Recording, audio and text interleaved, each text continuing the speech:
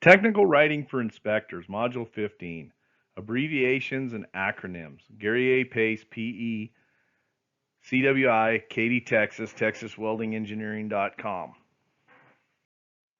Learning objectives. We're just going to talk about abbreviations and acronyms in this module. We're not going to get too heavy, but we're going to hit it pretty quick. We're going to talk about abbreviations and acronyms. So, abbreviation and acronyms are shortened forms of words or phrases. And there's a time and a place for them, but we're going to cover that. Generally, when we're talking about abbreviations, they're not really accepted in technical writing with some exceptions. And acronyms we can use, but we have some rules to follow when we use acronyms. So with abbreviations and acronyms, this is just acronyms right now. We always want to write the first in-text reference to an acronym, followed by the acronym itself written in capital letters. And we're going to put this in parentheses. So an example would be welding procedure specifications, and then we put WPS in parentheses, are important documents in welding. So we put welding procedure specification because it's the first time we used it, and then we throw the acronym in parentheses. Well, anytime after that, when we use it, we can just use the capital letters alone. So an example would be, the WPS is work instructions for the welder to make the weld. The WPS, we've already used WPS and defined what a WPS is, so now we can just use the acronym WPS. Also with acronyms, they're acceptable, but we want to use the name in full, like I said before, in the first use of a particular document. And no matter how well known the document or the acronym is, we're going to do it this way. We're going to throw the acronym in there. We're going to spell out the full name, and then we're going to use the acronym. We're going to put the acronym in there in parentheses.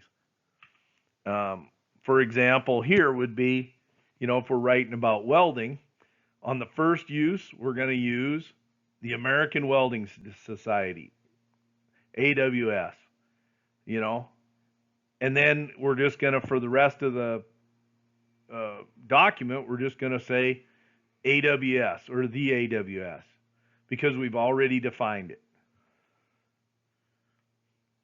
And we don't start out with a document with an acronym without lining out what the acronym stands for. We want to always do it this way. So then there's no room for confusion. So acronyms, once again, need to be written out. And you might want to put this in the abstract or the paper itself. And sometimes you can follow it by an abbreviated form in parentheses. Like I said, American Society of Mechanical Engineers, ASME. We spelled it out and then we put it in parentheses. Then after that, we're good to go with the just the acronym, the ASME. Okay, so some common abbreviations that we're going to try to avoid. Don't use e.g., i.e. Use for example or for instance. We don't want to use these abbreviations. We also don't use etc. There isn't really an alternative for etc. So just rewrite the sentence, put a little thought into it, and use something that's a little clearer and concise. Avoid department, government. Be a grown up, write it out as department and government. Don't use dept and govt. We don't do that. And we don't want to use versus or v instead of versus or against, unless, it's a law case, but we're probably not going to be doing that. So don't use versus or v. Just use versus or against. So one last thing before we get out of here, let's talk about SMS language or texting language. the language we used in texting. Well, we don't use abbreviations like haha, LOL, oh my god, BRB, and BTW. We don't use that in technical reporting. I'm pretty sure everybody figured that out, but I think I would be remiss in my duties as an instructor if I didn't make that abundantly clear that we don't go down this road. We also don't LMK, let me know. NVM, never mind. I know, right? IKR. No, we don't do that.